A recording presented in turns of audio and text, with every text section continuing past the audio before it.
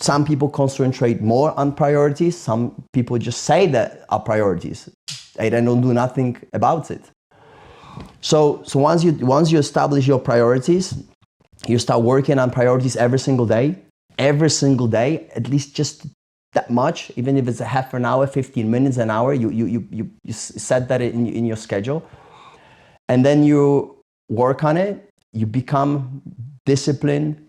When you do this stuff, when you don't feel like doing it, that's how you become disciplined.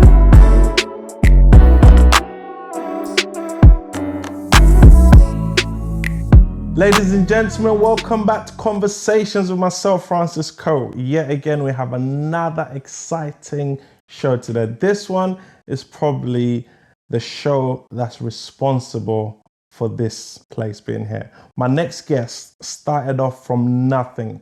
He is a true definition of hard work. He works harder than most people. He always say he'll be the first one in and the last one out. And what he's achieved in 10 years, a lot of us will be struggling to do so in our lifetime. However, with his blueprint, he can show you how to do it in 10 years. Ladies and gentlemen, please allow me to welcome to the show, Lukas, my mentor, Mr. Lukas. Thank you for having me. I didn't expect that introduction. Pleasure to be here. First and foremost, which I just touched on off camera, I want to say thank you to you, because you are responsible for this show, for the studio. I'm not sure if you know it. As my mentor, I remember we came, had a conversation, and he said, put certain things in place, do this, family, work out. I'm still working out. I started working out, save money, do this, put that. You need stream of income coming in, different investment ventures. And about 6 months later, I came up with the studio idea, and I've always wanted you. If I had it my way, I wanted you to be the first guest on the show, but due to distance, you couldn't. So thank you. And COVID. Yes, and COVID. So thank you. Thank you. Pleasure to be here. I want to start with mentorship, because I believe there's two ways we learn. We can either learn through our own mistakes or learn through the mistakes of others. And I will go the route of learning from the mistakes of others, because you've made plenty of mistakes to become where you are. So therefore, when we speak, when you give me advice, you cut out half of the mistakes. So therefore, if I went by myself, I'll make 100 mistakes. With you by my side, I'll make 25 mistakes. How important do you feel it is for you, for people who are en route to success, to have a mentor? Oh, it's very, very important. It's one of the key reasons how you grow, how you develop yourself, and we got to start from the thing that you have to be open-minded. We have to be open-minded. You have to listen. You have to be able to listen. Not majority of people will not listen to advice. Will not listen to advice of people that are better, that are successful, because they think that they can do it their own way. And they're not listening, and that's what the barrier is.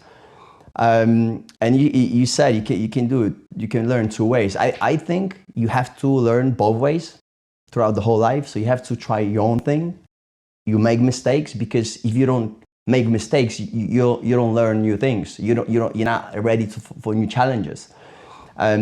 And when you take up a new challenge, there will be problems. There will be different hard times that you go through, and that's how you learn. You try, you make mistake, and then you go forward. You move forward. You become more disciplined in the whole thing. So mentorship, more aware you are, more successful you are, you need better people around you. At the moment, I've got people around me. I got more people, successful people around me. I take advice from them, and I learn every day. I'm part of mentorship. I've got business coach, and even though I've created big business, I still learn, and I learn more than ever before. You've always, you say we go through experience, and you say we need mentorship, which I strongly agree with you. But you also need hard work and discipline. You got that in abundance. Your level of dedication, discipline, I'm yet to find some. I'm a hard worker, but put next to you, I remember when we first started, you're like, Francis, come on, what are you doing? You're not doing it. Francis, what you haven't done? What have you done today? I'm like, Lucas, I am doing it. Like, no, you're not doing it. I need to see this. How do you develop that? How do you develop that hunger? Because looking at you on the outside, I'm like, yeah, he's made it. But you telling me, no, we're just getting started. How do you develop that hunger? How do you keep going? First, you got to set priorities in your life.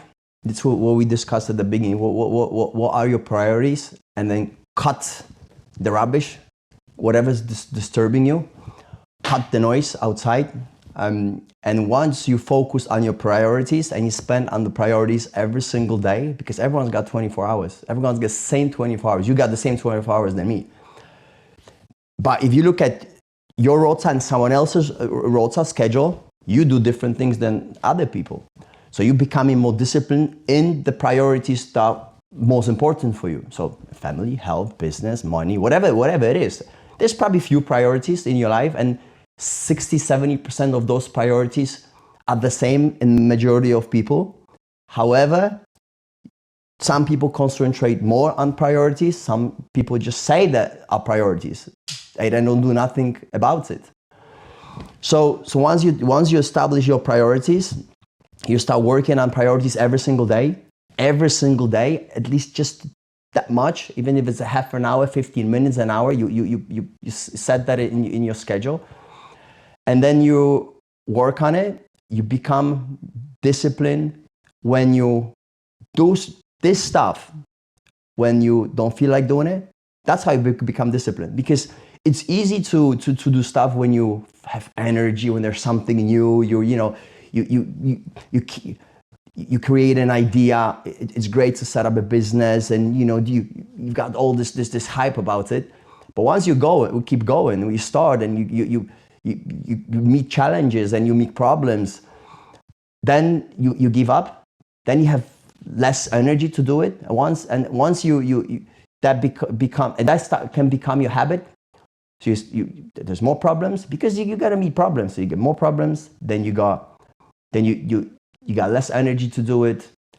Then you got less motivation, and then you're less disciplined, and you stop. This becomes your habit. So once you say to yourself, and the only person can motivate the most is yourself, no one else. I pushed you at the beginning just to give you a little bit of wind. But after that, if you need motivation from outside, then you're not gonna make it big in life, like big in life. You gotta be your own motivation. You gotta fire up yourself. Sometimes it has to fire up, but you gotta be disciplined. So when you come to the stage where, why is that happening to me? Problems, is that just happening to me? I'm gonna give up. That's where you don't feel like doing it. You still do it, and you still do it. That's when you become disciplined.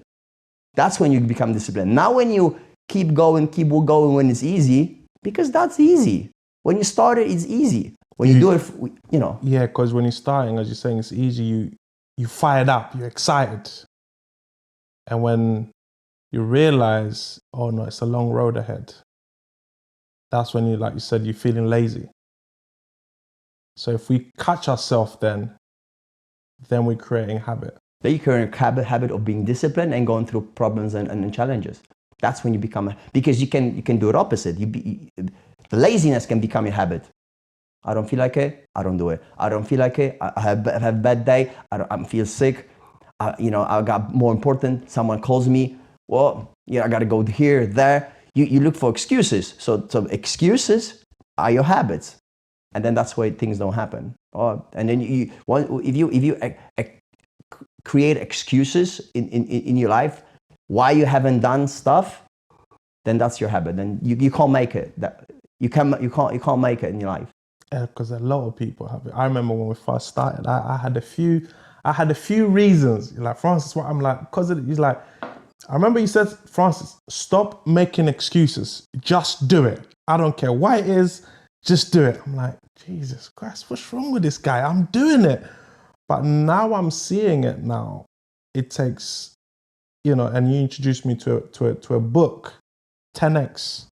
It takes 10 times more effort than your competitors. Talking about 10x, you are a person who believes in acquiring knowledge. As you say, you learn.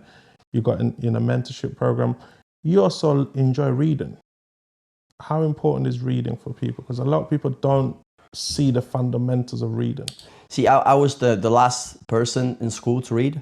I started a business, and maybe I've read a few books in a lifetime. I was the last person to read. I remember in Virgin Active, one of the CEO of Virgin Active was sport, one of the CEOs would come and give us books. It was business books. And I never read it. I'm like, why are you giving me a book? I'm a top sales consultant. Your ego, basically, it's a barrier for most people. You think I'm good. I don't need to read.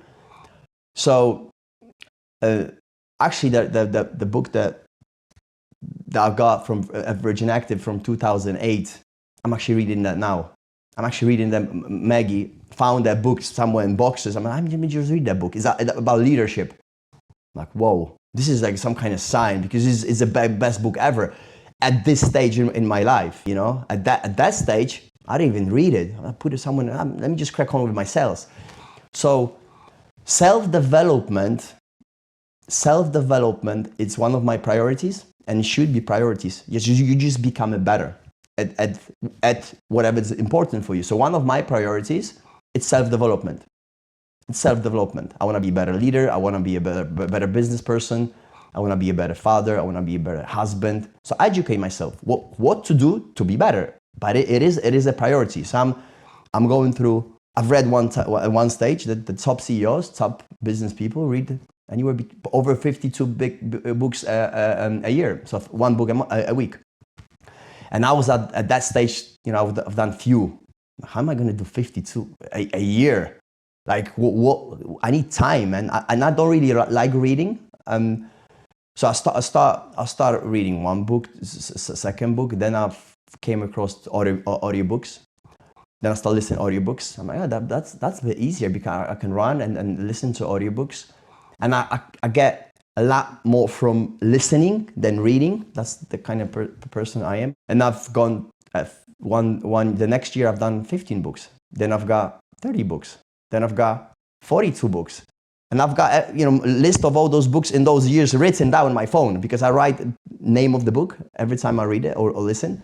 Then I've gone through 52 books. Now I've gone through 70 books. And now it's at least 52 books per year. So I've gone through over a few hundred business books over the last few years. And that just transformed my life. And I guess the thing with reading is, as you said, we can learn from others. So whoever wrote that book at that precise moment, it's like a private conversation between you and that person. You get to see how they think, how they do things.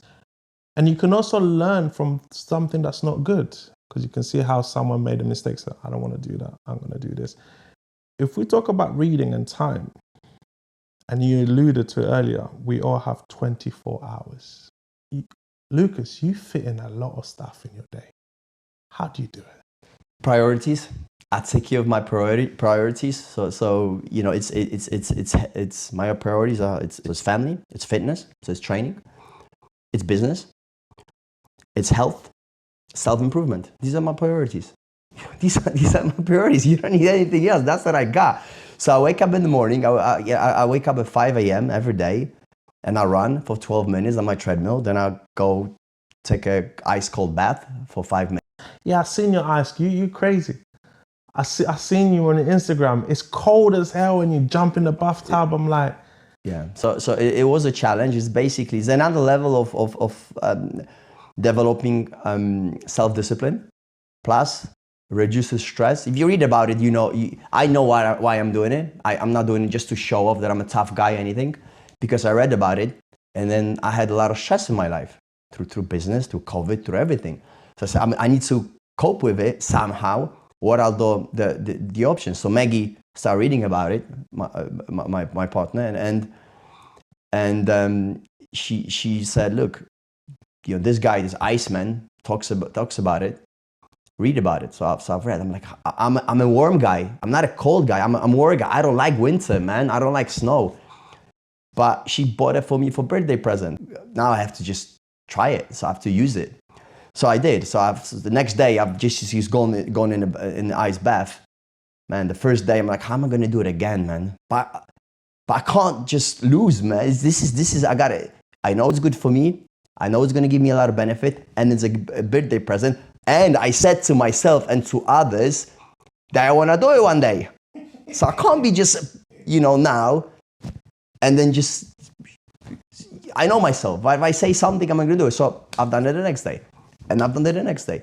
I've done it the next day. It was bloody cold every single day. For the first a month, I was like, every single day was a fight. Because you do that at 5:30 in the morning.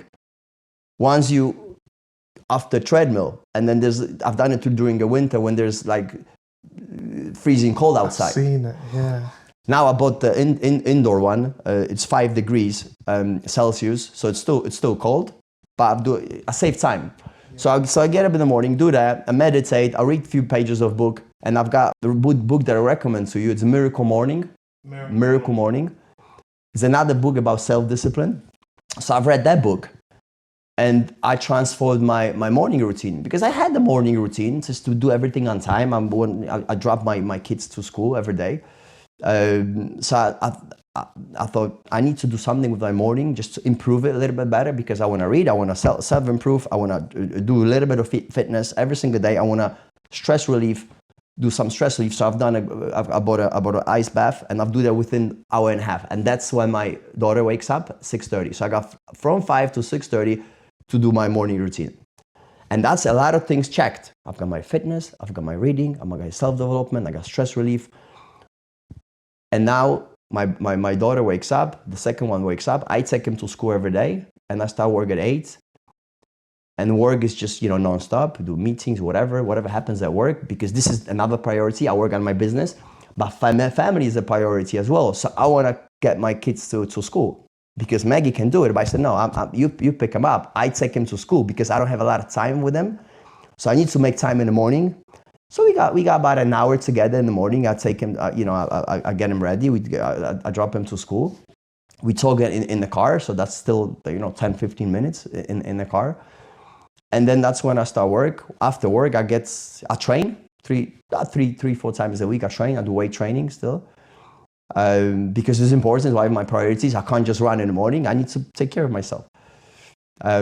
So I've got more energy, and I'm more productive at work, because that's how it works. You train. You that becomes your habit. You're more productive, and you're better in business as well. So I come back at the 7:30. Spend a couple hours with my family, and then I listen to audiobook at night for about another hour, half an hour, 45 minutes, and then I go to bed about 10. It's between 10 and 11, and I do it again in the morning. So that's the 24 hours, man. So are you working 7 days a week or 5 days? I do 5 days a week. I work 5 days a week, a little bit from home on Saturday. Weekends are for family. So I will do some work on weekends, but mainly it's for family. So I spend time with family. We have good, so we go out on a weekend. We relax around house, or go to swimming pool. We go to a zoo, whatever. Something that we can do together, because we got to make up for the week. Even though we still see each other every single day, and we spend some time with each other, but not enough. Obviously, and it's not quality, because you're just passing. Exactly. So that's not a quality time. Quality time, it's on a weekend. That's amazing. Your workout routine, I've noticed you don't really go for heavy weights now. You more go for maintenance. How important is that? Because a lot of men, or women, some women, they think it's all about the heavy weights and looking big. And what would you say to that? Because you know a lot about fitness. What would you say in terms of the right way of training? So it depends on what your goal is, what your training goal is. Like, it used to be bodybuilding. So we use heavy weights and getting big muscles.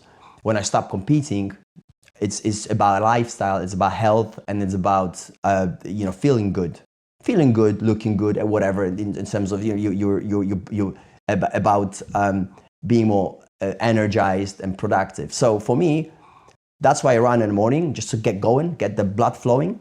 So I want to do that. Plus, that helps me to decrease my body, or maintain my body fat. After I'm over 40 now, so you gotta metabolism slows down, so I gotta look after that. But it's that's how this is became my habit. So I run in the morning just to keep going, but then after that, in the evening, I just do about half an hour, 40 minutes, quick workout. It's very intense. So I'm going from one machine to another machine. I do a few body parts per session, not heavy weights, about 10, 12, 15 reps. And that works for me. And I can feel better. I don't get any injuries. The training, like weight training, also helps me to be able to do other sports, because I snowboard with my daughter, I swim, I play basketball. Like, I've never done it before when I was competing, because I was afraid I'm going to get injured. And it was different. It was different priority, with different training priority. Now it's just about being healthy, well-being, feeling good, and whatever training helps me in other parts of my life, and also with my business, because I'm in the fitness business, so I don't see myself not training, and I like it. You don't like it. You love it. I like it. Oh yeah, I love it. Yeah, I love it. And I remember the first competition, the first ever time you stepped on stage, you won. I won. Yeah, I won the first amateur competition here. So I won a few competitions. But there was phase of my life where I was in that zone. Then I had to decide. It was a tough decision for me. I had to decide what I'm doing, because my business is growing, but my time, everyone's got the 24 hours, and I had to choose priorities. What's my priority? Bodybuilding is tough sport. It's a tough sport. It's 24-hour sport. It's not about talent. It's about hard work, discipline. It's about resting, sleeping, eating, and your whole life. It's around that. Once I become a businessman and had a few locations, I had to choose. I had to make a choice. So I've done one competition, and then my next competition was in two weeks, Polish national championship, which I think I could do well in that competition. But then I was negotiating also equipment with one of the manufacturers in Italy, and then we had to make an order within like 10 days. So I had to make a decision: do I go and see him and negotiate the terms for the business, or do I do a competition? And that was probably my last competition in my lifetime, because I was already making the decision. What do I do? Do I do the last one, and then that's it, because I need to focus on a business, or I go to Italy and do the business with these guys? And I've chosen to go to Italy. I didn't do the competition. I stopped competing, and it was a good decision, because from then onwards, we've negotiated in good terms. We had a good relationship. We've opened with them a lot of locations, and the rest was history, really. And that was with location number, I think 5 or 6. We had 5 or 6 locations at that time. Amazing equipment. I have to concur with you. Amazing decision. Let's go back. The day you decided enough is enough for working for someone. I want to do this myself. And at that time, did you have the vision that you will become as successful as you are now? Well, you don't have that vision. You're scared all the time, man. But I said to myself, long time ago, when I started in industry as a cleaner. So I was cleaning equipment. Not a lot of people know that, but when I went to America without speaking English, I wanted to work in industry. And when I went to a first gym, I signed up for a membership. I bought a membership. I started training there. Now I went to I wanted to work there. It doesn't matter what job. I said, I wanted to work here, man. It was be so nice to work here. My friend Chris, you know Chris, we were training together. I said, look, man, how do you ask if I can apply for a job? How do you ask? Because I couldn't even ask. I said, don't worry, I ask for you. So me and you went to the manager. I said, you ask. We get both applications. So he says, do you need anyone to work here? And the manager said, well, I'll give you application, you apply. And Chris was interested as well, but he never brought in the application. I did the next day. And then he invited me for interview. He said, well, what can you do? I said, not much, but I can get any job you offer me. So he said, well, look, this guy here, he's leaving. And it was a guy that I knew from the gym, from training. He was a good guy. We had a good relationship, but he was, wiping equipment, putting equipment back, etc. So he said, you can start doing that job. I said, okay, I'll take it. So I didn't even... You didn't think about it. You just said, I want to work here. And what's amazing is you didn't say, no, I don't want to be a cleaner. You just took it. Well, for me, it was an honor to work in that place. So I said, yeah, of course, I'll take it. I didn't even ask how much am I going to make. I forgot to ask. so basically, so you wasn't disappointed then. So what? No, yeah. So he gave me a job. He said, you starting that day. I quit my previous job because the previous job I was doing part time in I was working in a supermarket in the freezer. you know, in a freezer you cut sausages and you put them on like racks, etc. So just because I was big and I was tough, no one wanted to work in the freezer. So I started working in the freezer. So obviously the job the guy was doing was a lot better than working in the freezer. So I've taken... And you got free membership. And I've got a free membership. So yeah, I got a free membership. I already had good relationship with the workers because I was spending that time. I was training up every day. How old are you at this stage? I was about 18, 19. 18, 19. So I started working, and I was a good employee. He showed me what to do, and I was always on time. I was always doing my job, and I've done it for a few months.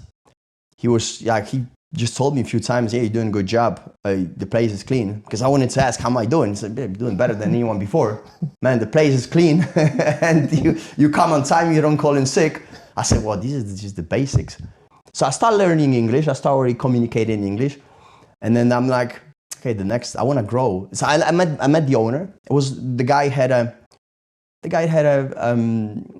The chain had like about 10 or dozen locations, about 10 to 15 locations. Young chain. I met the owner. He said, look, I started from scratch. He was talking to employees. He was coming to the gym once in a while. He said, I was close to bankruptcy, but that's how it is. And then that motivated me. I said, maybe it would be good one day to be a business owner, to have my own gym and to grow a business. And from that day, I thought, okay, well, in order to make it happen, I gotta learn. So what I did, I wanted next goal that I've set for myself is to become a trainer. So I want to become a trainer. And few guys that I know, they were trainers. I knew them, so we were talking. With one of them, actually, it was my training partner afterwards. It was like my sort of mentor. He was showing me how to train. He won a national championship. He was a good trainer, top trainer. He was selling the most personal trainers in the whole company. I'm like, I got good person to learn from. So when I was cleaning, just to go back, I was cleaning. I was listening what he's saying to his customers. And I was analyzing. I said, this is how you present the offer. This is how you close the deal. So I was cleaning treadmills and I was looking at him, and then making notes in my head. And now after that, I was sort of analyzing what he's doing. And then I went to my manager again. I said, look, I wanna become a trainer. What do I do? He said, look, you're a good employee. You've proven yourself. You wanna grow in the business. That's good. I like that. This is a Polish community, So we need a personal trainer that is Polish. We haven't got one. So you got to do the qualification and you can become a trainer. So I've done a qualification. I've learned, obviously, it was a tough thing because I needed to do it in English. So I've learned, I studied. I've done a qualification. I said, look, I've got a qualification. I said, okay, you become a trainer now. And I became a trainer. And it was like another big step in my career, but I'm like, whoa, man, I'm wearing this trainer t-shirt, not just a basic t-shirt, man. It was a trainer t-shirt. So the tough thing was that the training was a commission based only. It was a commission based only. So I haven't. How long did it take you to make your first dollar? So I haven't made any money for 3 months. So I haven't made any money for three months. So at this time, are you also cleaning or you just no? gone? I've had some savings. I started training. I was just doing PT. I'm like, so how am I going to be able to make it, man? I wanted to become a trainer. Now I'm a trainer, but I don't make any money. So I thought about even changing jobs. But then one day I saw the first package, 10 sessions. I'm like, okay. And my manager said to me, when I brought in the deal, he said, man, he said, good job, but you know what? I wasn't going to give you any more time. I wasn't going to give you any more time because you haven't sold anything. But I'm like, okay, I promise I'm going to be selling more. And from then, I was selling more. I was, doing like a sort of coaching session, sales sessions with the other trainers. I was picking up more on how to improve in sales, and I was selling more, and I was selling more, and I was selling more, and I was selling more. But then I'm like, okay, my goal still is to open up my gym, in the future. So I can't just be a trainer. I've noticed that in the business, they concentrate a lot on sales. The sales guys were always honored. They were like praised. They were always top people in the company. Not trainers, sales guys, the one that bring in the most income. Then I thought, all right, the training thing, I didn't really enjoy the training someone that much. I enjoy training myself, and I enjoy training people that really wanted to train. But that's not necessarily the case when you're training in a commercial club. So I thought, let me just try to get involved in sales, because I was becoming good in sales. I would like to close a deal, but not necessarily train people. I'm like, okay, I'm from not being able to sell anything to become one of the top sales guys, top trainers, because I was getting into it and I was getting better. So I went to my manager again. So look, I want to be in sales. Like, this guy again. I want to be in sales. He said, okay. He said, okay, I got something for you. Now I'm thinking about it, like, this guy willing to just gave me the toughest jobs in the world. So I got a sales job. So you don't need to quit being training. You can do training. Now I know it was set up. But it was a 24-hour gym, right? So he said, I've got it. My weekend guy is quitting. Weekend guy from 4 p.m. to midnight. Yeah, I'm like, hold on a minute. I want to be in sales, not security. Because obviously, what are you going to sell in a weekend between 4 o'clock and midnight? Everyone's partying at that time. But I said, I'd take it. I said, I'd take it. I'll take it. So at least this is going to be steady income coming in, because you're already on the payroll. I'm still going to do my personal training. So I'll try, So they put me on some training, sales training. But prior to that, obviously, I worked in a place for quite a long time. I had a good relationship with everyone, and every Polish person knew me. If every Polish person knew me. So once I start selling membership, that's what my job was. I said to everyone, look, if you want to buy a membership, come on the weekend only at 4 o'clock. From 4 o'clock. And all of a sudden, all these Polish people were coming to me on the weekends. So I started selling memberships on the weekends. And after a month, I had more sales than full-time salesperson. because every single person was coming and bringing me referrals. I said, look, make sure when you come here, you bring me someone else. I was asking for referrals. I was staying longer. I was working productive outside of the gym. Everywhere I went, I was talking, look, do you know Powerhouse Gym? I work there. Come, when you buy a membership, I'll hook you up. I'll give you a deal. I'll give you a guest passes. You come, from 4 o'clock, ask for Lukas. And besides Polish people, other people were coming to me as well. And my regional manager came second or third month, just to check what's going on. Who's this guy? He thought there was some dodgy stuff going on, because he said it's not possible that someone can sell on the weekends more than full-time salespeople.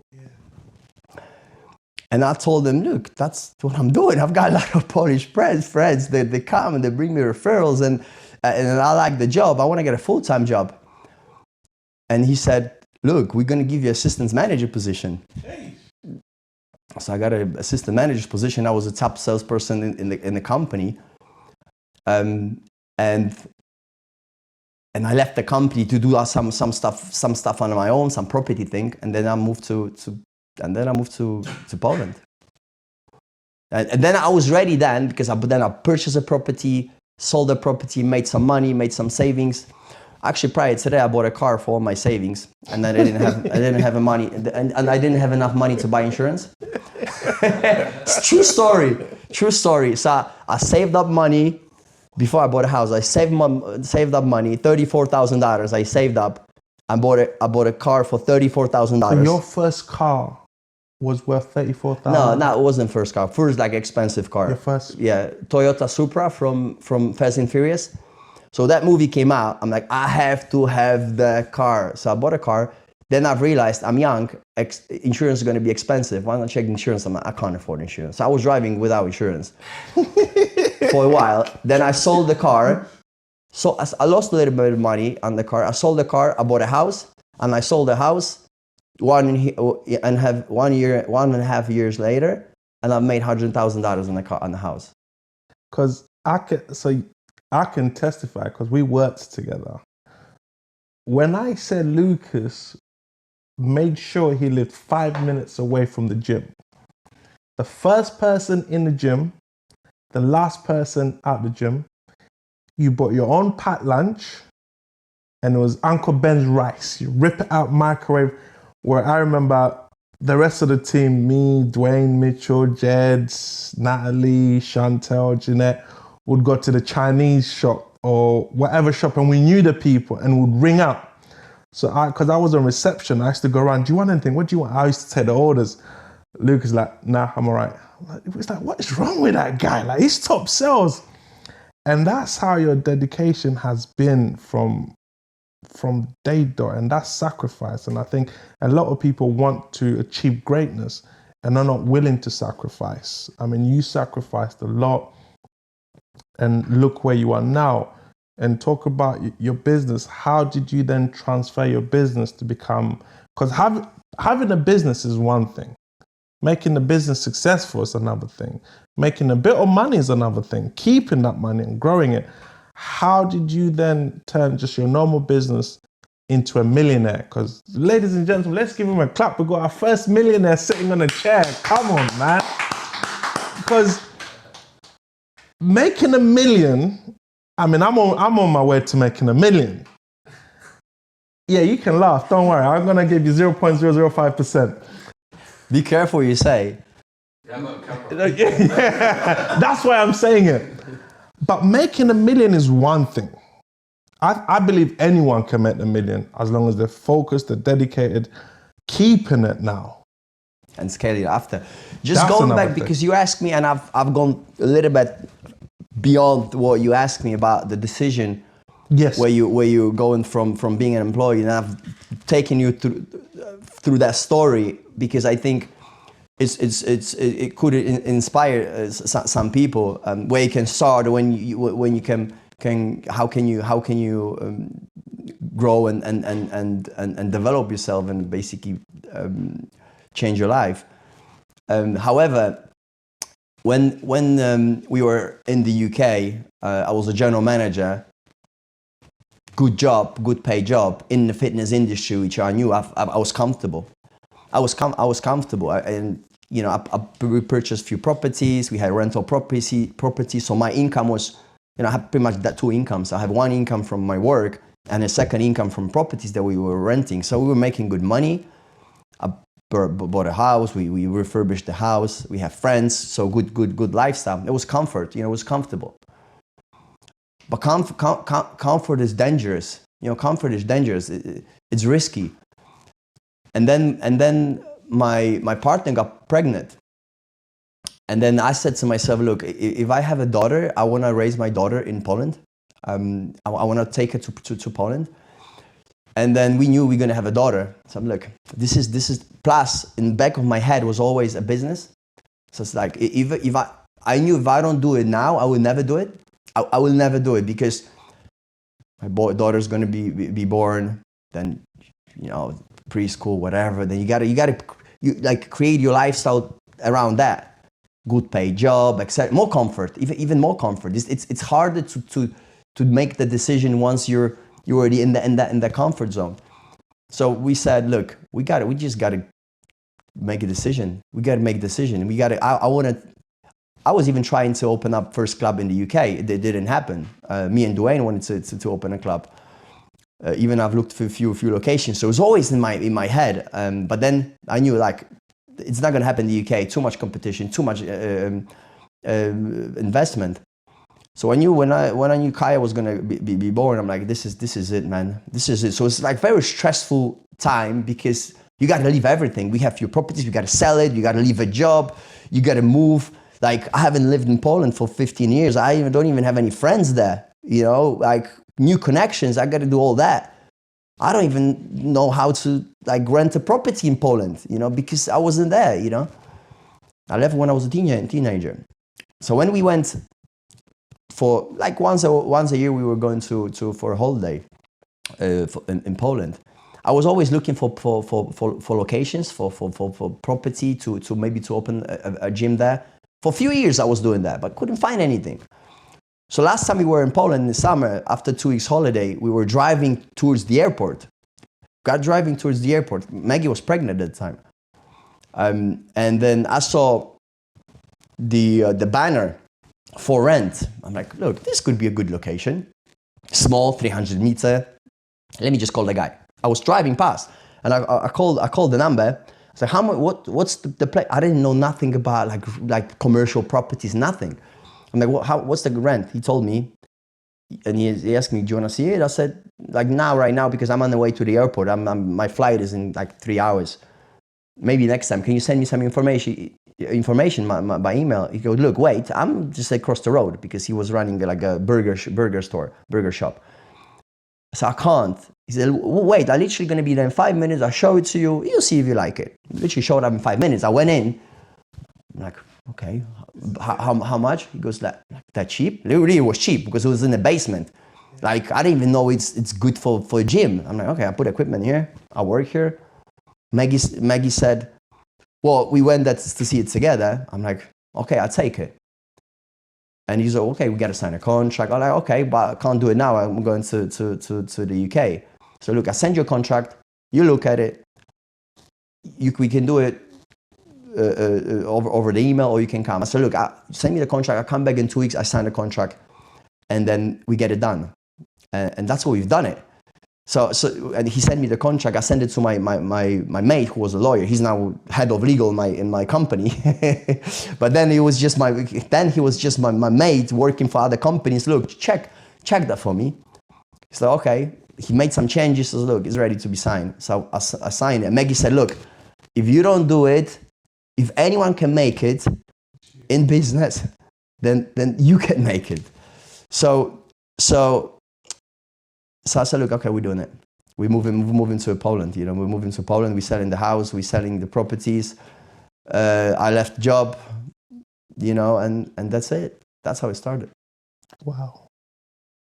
And here you are. How many gyms now? 51 opened and many more to come. 51 gyms in 10 years. Wow. So it took you 3 years to be a millionaire? Listen, it's see, when you get to the certain, it was never.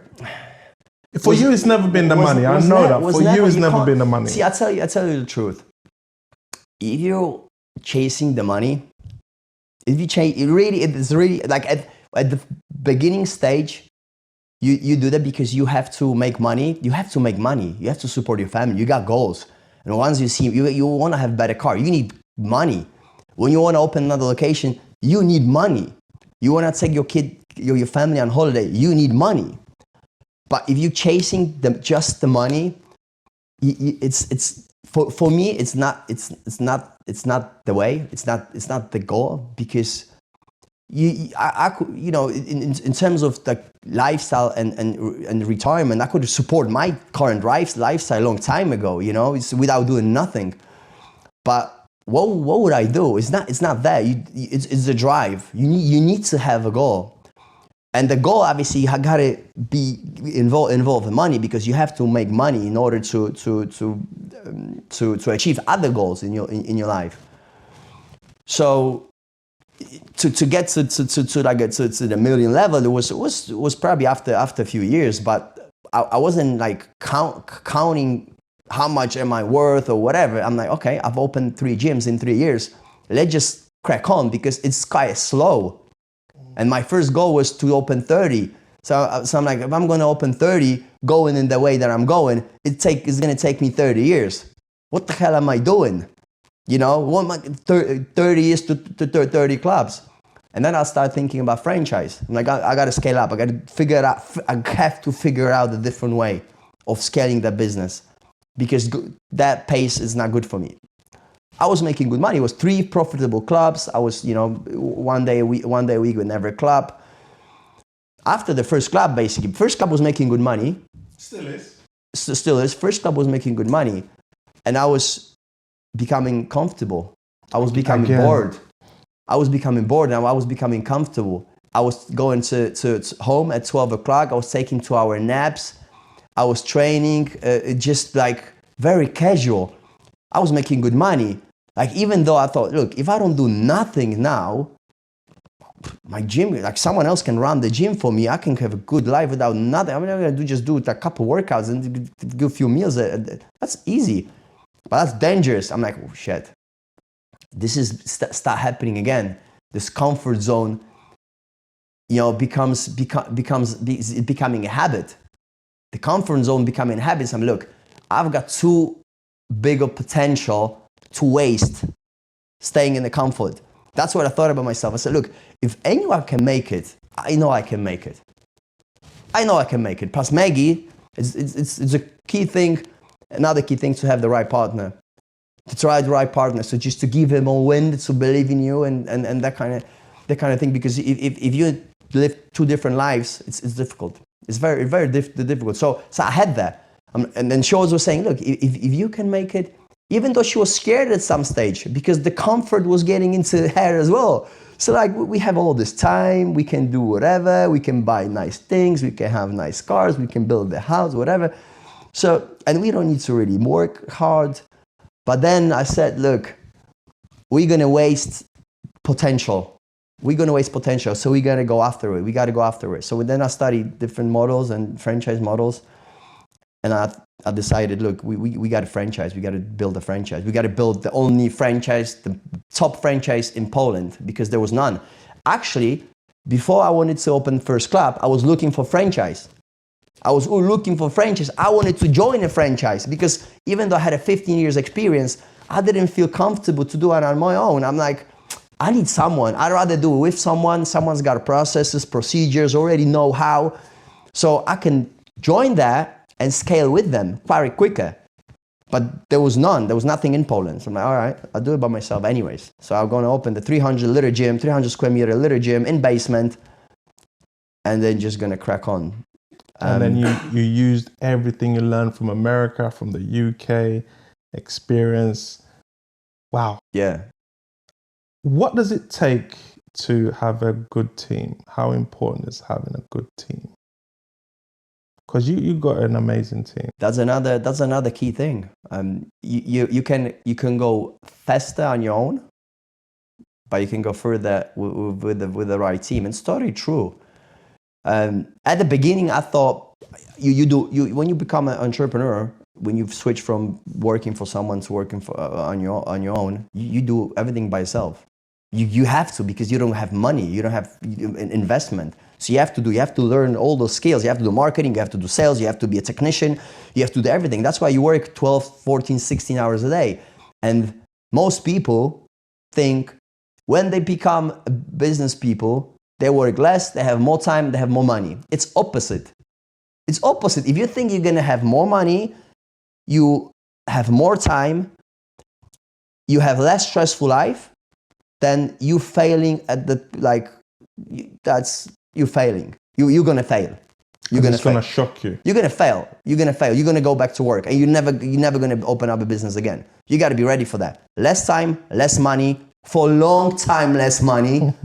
The paycheck is not coming in at the end of the month. There's not. First you pay suppliers, first you pay rent, first you pay your employees if you have, and then you're at the last. And then a lot of times, especially at the beginning, there is no money left. So you pay everyone else, they're like, oh shit, I haven't got any money left. All right, well, what are you gonna do? Borrow, savings, credit card, loan, whatever to survive.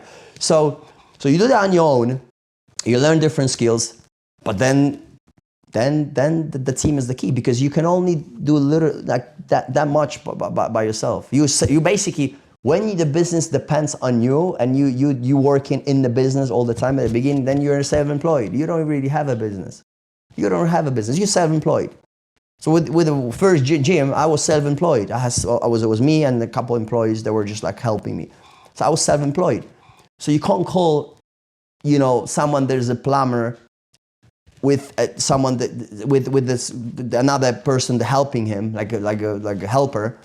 You can't call that business, because it's not a business. It's self-employment. It's a start, but business is when you have a team. When the business brings in the money. When we have sales people that were pretty much going to be driving sales, and the sales are coming in. That's when it's the second phase.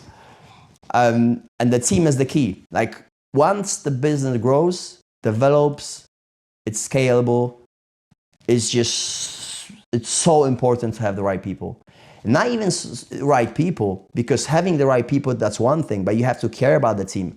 You have to develop the team. You have to build the whole development structure. You have to become a better leader, because if not, they'll leave. They go somewhere else. And that's true, 100% true. When you're not growing as a top person, as a leader, or as a founder, good people will leave you. Because they see it. Because they stay. They don't develop. Because they basically, they're on the same level. People want to grow.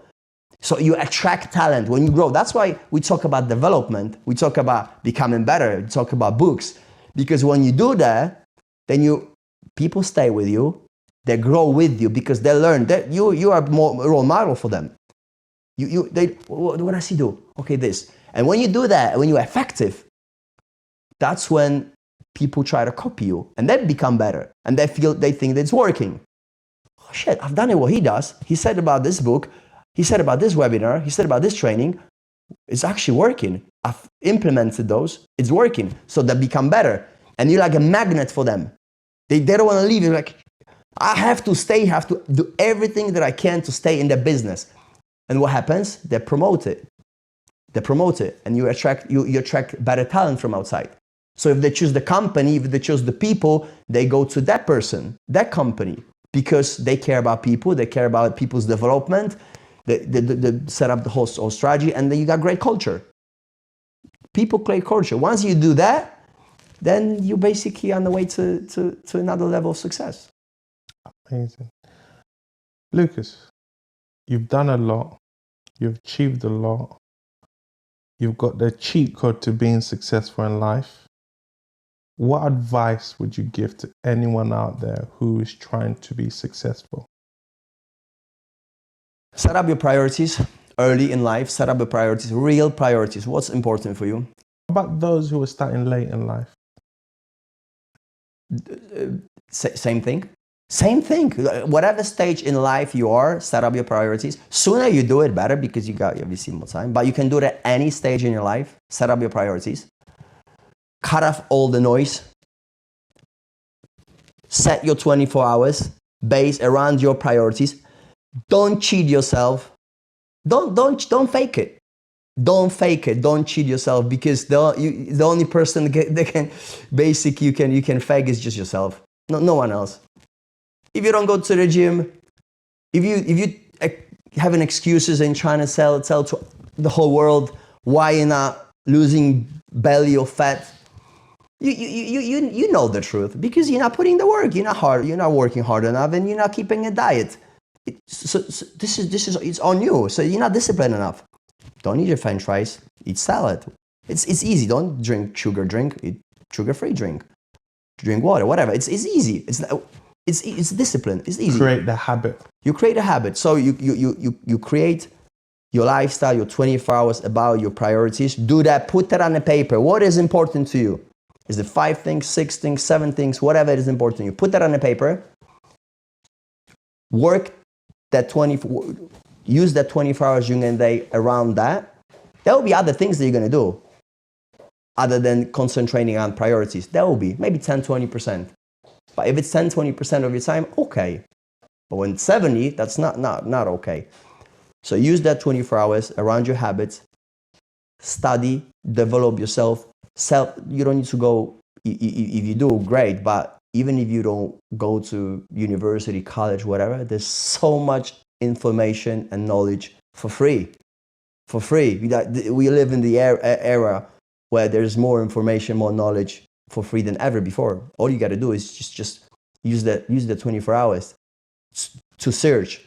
So if you, let's say, you want to become the best in the video editing, study the subject every single day. Put hour to 30 to 60 minutes a day to study that subject. What do I do?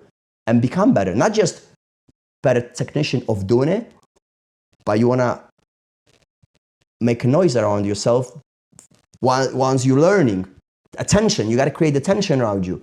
Attention. Because attention sell afterwards. So you become better. You create story around it. You show people, look, what I started there, and that's what I am. So you create story. You tell the truth. You're honest. And you put in the work. Every single day, you put in the work. You don't give up. You put in the work. And there will be issues, problems, challenges on the way. And then you just got to keep going, man. You just got to keep going. Because once you know what the priority is and you concentrate on those, and you say to yourself, look, I give myself 10 years. I give myself 10 years to be the best in something. I give myself 10 years. And I'm going to work towards that. And then going to spend my 24 hours on my priorities. Because it's not just work, not just business. You know what the priorities are. It's family, health, and all those. Because it's not, if you're just going to say priority is just the business, I'm going to concentrate on that. Okay, well, your family is going to suffer. Your health is going to suffer. And then how many business people you have that are successful in business, then they're just basically, they're not healthy, and then just not happy, and then just now they're very stressful, and they're just whatever. So priorities. So you know what the priorities are. You work around your you work on your priorities every single day. You give yourself 10 years, 5 years, 15 years. Life is long, so we're gonna live on average 80 years. People live longer now, so don't worry. You're not gonna say, "Well, I'm gonna do it because I'm gonna die when I'm 60." Now you gotta look at the statistics. You're gonna live longer. You're gonna live 80. Put in the work, man. Put in the work. Ladies and gentlemen, he puts in the work. If you have any doubt, I challenge you to follow him on Instagram. You will get a window through how he puts in the work, how hard it works. He literally does what he's talking about. Quickly, let's talk about social media. How important is this, super quickly, how important is social media in this stage that we're in the growth development of a business or a person to a certain extent? Very important. It's a key marketing tool at the moment. You can become a star. You can create a business from sitting at home. Just listen. Honestly, if my business disappears now, all I need is my phone. All I need is my phone. Because I've created an audience. All I need is just create a product that can present to my audience. They'll purchase and they purchase the product that I've got because I've created an audience. How do you do that? Being disciplined and work around your priorities. Because if you're going to put presence, business, marketing as a priority, so you're going to work on that 30 to 60 minutes a day. I work on my social media, even now, about 30 to 60 minutes a day, every single day, because it's my priority. Because that's You're relentless on it. That's how I'm. Look, stories that don't take long. It's fun. I like it. It's fun, but transfers into business performance because I get a lot of franchisees from watching my social media, and I've created a business channel to talk about business, what I've learned. So if they want to become better, they look what I'm doing. That's what's interesting to them. They contact me about different business opportunities, and we do business together. So and that doesn't cost anything. Obviously costs your time, because the time is a value. The most value thing that we have in our life is it's time, because we can't buy it, we can extend it. We only got that much time. That's why I'm saying the 24 hours, how we use the 24 hours is so important. But social media is key now. You can really do very well in any business when you start any business. And other than that, every business now needs social media. Like young people, 30, not sure what the statistics are in the UK, but my marketing team just released the statistics. In Poland, 30% of young people, before they try a product, they buy a product, they check social media. Now website, social media, then website. But how do they interact? What do they have any stories? Do they have any links? Do they have any posts? Do they have any videos? Like that's how the business is performing at the moment. Ladies and gentlemen, just step your social media game up. It's that simple. Well, not simple, but it's hard work, but you see what. And there, just so it can become dangerous. It can become dangerous because, see, to me, I only look at you. You say you on the social media a lot, but I only use social media if it gives me a value around my priorities. Only. That's an amazing point. So if you look at my social media, I don't have any time wasting stuff there. I'm only watching people that I can take advice from, that is good to take advice from, someone that maybe I'm working with, someone that I'm doing business with. Don't watch rubbish. Not wasting my time on social media. So this could be dangerous when you think about social media. You create value for people to watch you. Create followers, not become a follower. Only become a follower if it brings you a value around what you want to build. If it meets any of your priorities. Yes.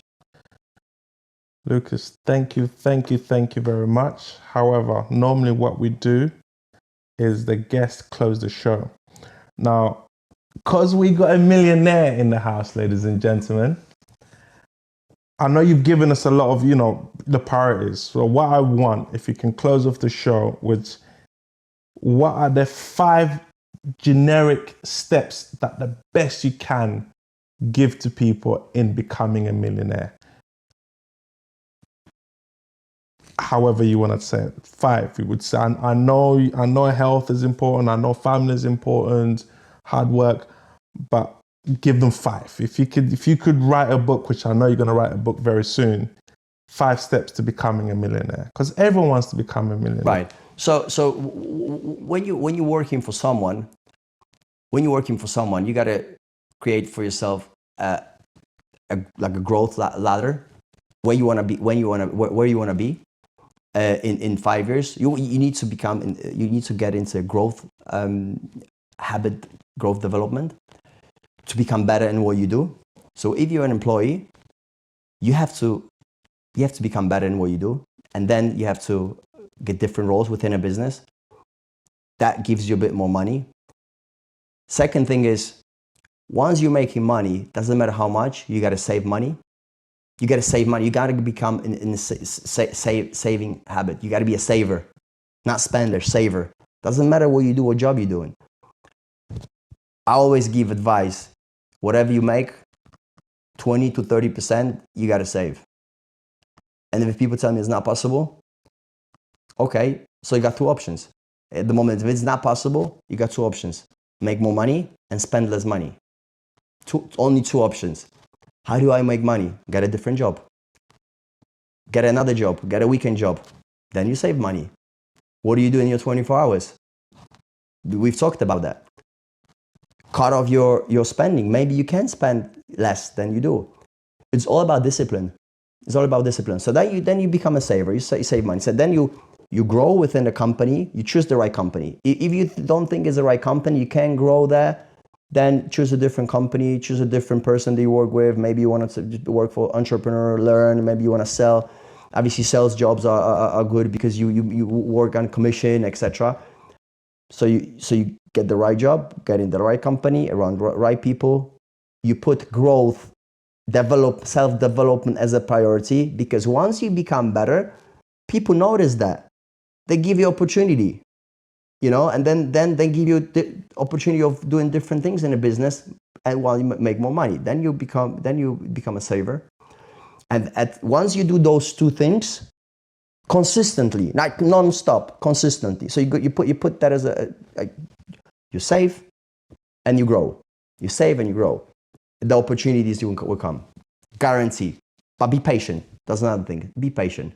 It's not going to happen in 1 year. If you say, well, I've saved some money, I've got a different role in the business, still not happening. Don't worry. People will see you. I'm looking for people to do business with, if they're on the right level. But what they've done over the last 5-10 years.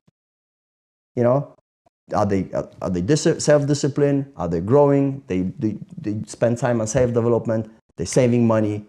They want to invest. What do they do? And opportunities will come. Eventually, you come across people that will notice you, and they'll give you opportunity. You come on board in a different way. Maybe you're gonna bring so much value into the company or into someone's business. There's no way they're gonna let you go. There's no way. But if you don't bring value, you gotta ask yourself why. Why I haven't got any opportunity? It's always on you, no one else. It's always on you. You're not good enough. You haven't developed yourself good enough. You haven't.